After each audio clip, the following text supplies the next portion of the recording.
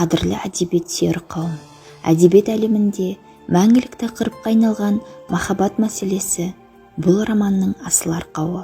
Кезінде қалың оқырманның тұмарындай сүйікті шығармасы болған кітап бүгінгі күннің балғын оқырманында бей-жай қалдырмайтыны белгілі. Осыны көздеген көңіліміз қазіргі жастардың да жанын тербеген, жалпы адам баласына тән мөлдір сезімді өзек еткен шығарманы сіздердің назарларыңызға Қазақстанның халық жазушысы, Қазақстан Республикасының мемлекеттік сыйлықтың лауреаты Әзілхан Нұршайықовтың «Махаббат қызық мол жылдар» романын ұсынамыз. Жазушының қай шығармасын алсақ та әділдікке, еңбекшілікке тәрбиелейді. Оның әрбір туындысы өмірден алған ащы шындық. Туындыларының ішінде «Махаббат қызық мол жылдар» Әзілхан Нұршайықовтың 1970 жылы шығарған роман. Шығарма екі жастың арасындағы махаббат туралы баяндайды. Автор соғыстан 12 мүшесі түгел болып келген жас солдаттың өмірі, ойларын жасырмай көпшілікке паш етеді.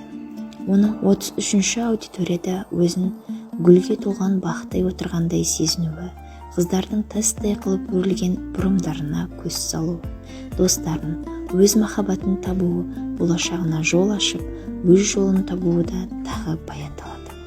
Құдай-ау, қайда сол жылдар, махаббат қызық мол жылдар, ақырын шегініп алыстап кетті құрғырлар деген Абай атамыздың өлең жолдарымен бастау алған бұл шығарманы бір емес, бірнеше мәрте қайталап оқып шықсаң да тартымды болары сөзсіз, адамды баурап алатын сиқыры бар тәрізді. Шығарма сүйіспеншілікке толы. Ербол есімді жауынгер мен Меңтай есімді арудың бір-біріне деген ыстық махаббаты шығарманы оқып отырған жанды өзіне баурап алады.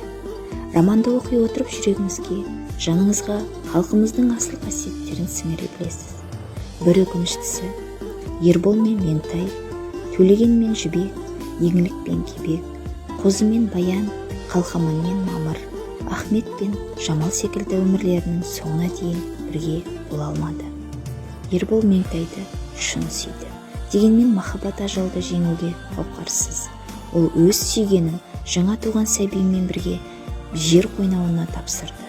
Шығарманың осы тұсы көзіңізге еріксіз жас келетіндей енеді. Есіме түсіп бір-бірден хат жазып қадалатын күн, байламын таппай жүрмін мен баянсыз махаббатымның. Санамнан өшпей сан жолдар, сарсаңға талай салдыңдар, қосылмайды екен біздегі торабы бөлек тағдырлар. Қимасын болып қол болғар, махаббат қызық мол жолдар.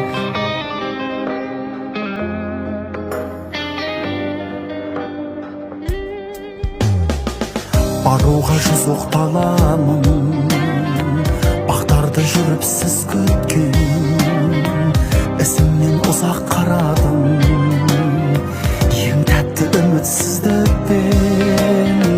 Санамнан өшпей сан жылдар, сарсаңға талай салдыңдар, қосылмайды екен біздегі торабы бөлек тағдырлар. Қимасын болып қол болғар, махаббат қызық мол жылдар.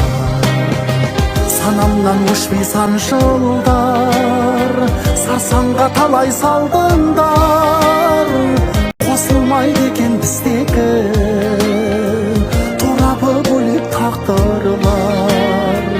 Қимасын болып қол болғар, махаббат қызық мол жылдар.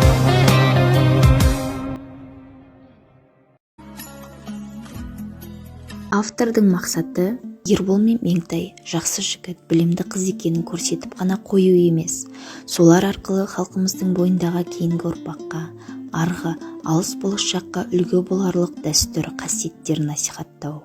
Сол қасиеттерді Меңтай мен Ерболдың бойына өлшеп піше отырып, жұртқа жарасымды үлгі ұсынып еді. Апамның айтқандары, өз ойларым, алтын діңгек дейтін нақыл тараулар және тағы да басқа осы пікірді нығайтуға қосымша түрінде енді. Автор Ерболды тілші болып жүргендегі барлығын сынап, ал соғыста қас батыр еңбекте ер қылып көрсетті. Махаббат қызық мол жылдар романы нағыз махаббаттың сырын, мәнін ұғуға, адал махаббатты ардақтап, ыстық суығына кие білуге үйрететін аса құнды шығарма болып табылады.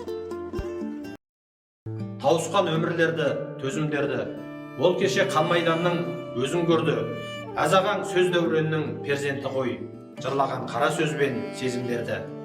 Қаламы мен қаруын қатар ұстаған, өз дәуірінің сөз дәуірінің жарқын перзенті, қазақтың халық жазушысы Әзілхан Нұршайықовтың туғанына биыл 100 жыл толып отыр. Соғыса жүріп те әскери әңгімелері мен очерктерін майдандық басылымдарда жариялау арқылы шығармашылығын шыңдаған сөз өнерінің шебері еді.